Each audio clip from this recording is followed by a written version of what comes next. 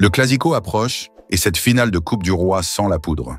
D'un côté, un Real Madrid sous pression qui commence déjà à s'en prendre à l'arbitre. De l'autre, un Barça diminué, mais avec une jeunesse affamée, prête à créer la surprise. Les tensions montent, les médias s'enflamment, les compos probables sont tombés, et il y a des choix qui posent nos questions. On va en parler, on va décortiquer, et je veux vos avis en commentaire parce que ce Classico, c'est pas un match comme les autres. On commence tout de suite Yo la Team Foot, on y est presque. Real Madrid, FC Barcelone, finale de la Coupe du Roi. Un Classico qui sent la poudre, la sueur et la polémique. Le Real Madrid tremble. Et ce n'est pas moi qui le dis, c'est leur propre chaîne qui met déjà la pression sur l'arbitre. 2 jours avant la finale, ils ont lancé un message clair. On ne lui fait pas confiance. Et si un club comme le Real commence à parler de l'arbitre avant même de parler du jeu, c'est qu'il y a quelque chose de plus profond. Une peur, une frustration, un doute. Ce samedi, ce n'est pas juste une finale, c'est une guerre de symboles. Le Barça est en train de renaître sous Hansi Flick, pendant que le Real, lui, tente de sauver sa saison après avoir tout perdu. La Supercoupe, écrasée par le Barça. La Ligue des Champions, éliminée sans gloire. Et maintenant, la Coupe du Roi, leur dernière chance de prouver qu'ils sont encore les rois d'Espagne. Mais au lieu de parler de stratégie, de football, d'esprit, le Real préfère pointer l'arbitre, Ricardo de Burgos Bengoechea. Il le juge incompétent, rappelle qu'il n'a jamais arbitré en Ligue des Champions. Qu'avec lui, le Barça gagne 81% du temps et le Real seulement 64%.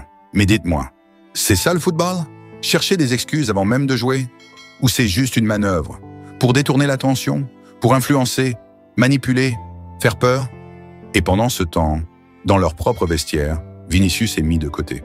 Pas invité à la réunion des cadres. Mis à l'écart. Isolé. Le vestiaire est divisé. L'ambiance est tendue. Et pourtant, c'est ce même Vinicius qui peut tout changer. Ce samedi, il a l'occasion de répondre. Pas avec des mots, mais avec le ballon.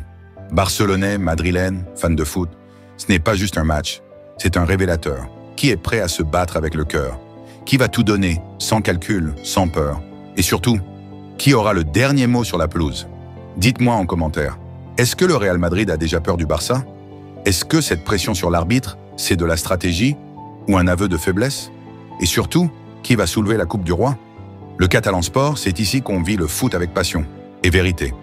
Voici les compositions probables des 2 équipes et on analyse tout de suite ce que ça peut donner sur le terrain FC Barcelone.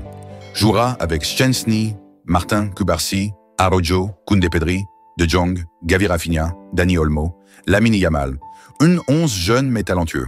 Le trio Cubarsí, Araujo, Koundé va devoir contenir des flèches comme Vinicius et Mbappé. Au milieu, De Jong, s'il est à 100%, peut être la clé pour calmer le jeu et relancer propre. Devant, Olmo apporte cette intelligence entre les lignes, Yamal a la folie et le dribble, et Rafinha peut surprendre s'il est en forme. Real Madrid jouera avec Courtois, Alaba, Rudiger, Asensio, Valverde, Tchouaméni, Bellingham, Modric, Vinicius, Rodrigo, Mbappé. Le Real sort les armes lourdes. Mbappé est de retour, et avec Vinicius et Rodrigo, ça va très vite devant. Au milieu, Modric et Bellingham sont là pour faire le lien, temporiser ou exploser selon le tempo. Mais attention à la défense. Valverde en latéral, c'est peut-être là que le Barça devra appuyer. Maintenant, parlons d'un point crucial. On connaît maintenant les compos probables, et là je vous dis la vérité. Si Gérard Martin commence ce match face au Real Madrid, c'est risqué. Pourquoi Gérard Martin titulaire à droite, alors qu'Hector Ford a montré bien plus de garanties? Franchement, ce petit a le football dans le sang. Il est rapide, il lit bien le jeu, et dans les derniers matchs où il a joué, il a montré qu'il avait le mental pour ses grands rendez-vous. Gérard Martin, c'est un bon joueur, mais dans un Classico, face à Vinicius ou Mbappé, qui vont clairement attaquer ce côté-là, on ne peut pas se permettre de douter. Et puis soyons clairs, Baldé ne sera pas là, c'est validé. Alors pourquoi ne pas faire confiance à un jeune qui a déjà prouvé qu'il peut tenir la baraque dans des moments chauds? Pour moi, Hector Ford mérite de débuter cette finale. Et vous en pensez quoi? Est-ce qu'on joue trop la carte de la prudence au lieu de miser sur le talent? Vous en pensez quoi, vous? Ford ou Martin? Dites-le moi en commentaire, je veux lire vos avis. Parce que samedi, c'est plus qu'un match, c'est une guerre. Et dans une guerre, t'en voici les plus affamés. L'arme secrète de Flick pour la finale de la Coupe du Roi, Dani Olmo. Le retour d'un héros discret. Parmi les motifs d'espoir côté barcelonais, le retour en forme de Dani Olmo suscite un véritable engouement. Après une période d'indisponibilité, le milieu offensif espagnol a su convaincre dès ses premières minutes de jeu. Intégré progressivement, il a d'abord grappillé du temps de jeu contre le Borussia Dortmund, avant d'illuminer la pelouse face au Celta Vigo, où il a marqué un but crucial dans une remontada mémorable. Son influence s'est confirmée contre Majorque, avec un but décisif qui pourrait bien lui valoir une titularisation ce samedi. Le sélectionneur Flick pourrait même lui confier le rôle de faux neuf, un poste déjà occupé avec brio par le joueur. Sa polyvalence facilite les schémas tactiques de l'entraîneur puisqu'il peut aussi jouer ailier droit et milieu offensif. Sa capacité à dynamiser l'attaque et à faire basculer les matchs en sa faveur en fait une arme redoutable. Au cours de cette saison, Olmo a inscrit 10 buts et réalisé 5 passes décisives sur 31 rencontres, dont 17 en tant que joueur titulaire. Il constituera l'élément clé de l'attaque sur lequel Flick comptera. Pedri récompensé pour son excellent mois d'avril. Après un mois d'avril hors norme, le joyau canarien du FC Barcelone. Pedri González décroche une belle distinction.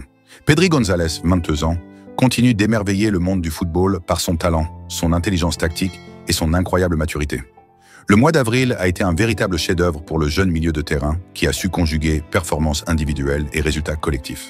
Aligné lors des 4 matchs disputés par le FC Barcelone, Pedri a été l'un des grands artisans des 10 points glanés par les Blaugrana sur 12 possibles. Que ce soit par sa vision de jeu, ses passes tranchantes ou sa capacité à harceler l'adversaire, le Canarien s'est imposé comme une pièce maîtresse dans les schémas de Hansi Flick. Face à Majorque, Pedri a véritablement éclaboussé la Liga de son talent. 18 récupérations, un record dans les 5 grands championnats européens cette saison. Une performance double extra large qui illustre son abnégation et sa polyvalence. Véritable métronome du milieu barcelonais, il a disputé 32 des 33 rencontres de Liga, preuve d'une constance rare pour un joueur si jeune. Ce mois d'avril exceptionnel, aussi dense que décisif, lui a logiquement valu d'être élu meilleur joueur du mois de la Liga, une récompense amplement méritée qui vient saluer son travail de l'ombre autant que ses éclairs de génie. Une saison aux couleurs blaugrana. Ce trophée ne fait pas seulement briller Pedri, il vient aussi confirmer la formidable dynamique collective du FC Barcelone. Depuis le début de la saison, le club catalan voit ses talents récompensés les uns après les autres. En août, Rafinha ouvrait le bal grâce à ses statistiques étincelantes. En septembre, Lamine Yamal, véritable révélation précoce, prenait le relais. Puis en octobre, c'est Robert Lewandowski, l'infatigable buteur polonais, qui ajoutait son nom à cette prestigieuse liste. 6 mois plus tard, c'est au tour de Pedri de s'y inscrire, preuve d'une régularité impressionnante au sommet. Merci, c'est tout pour cette vidéo, à la prochaine.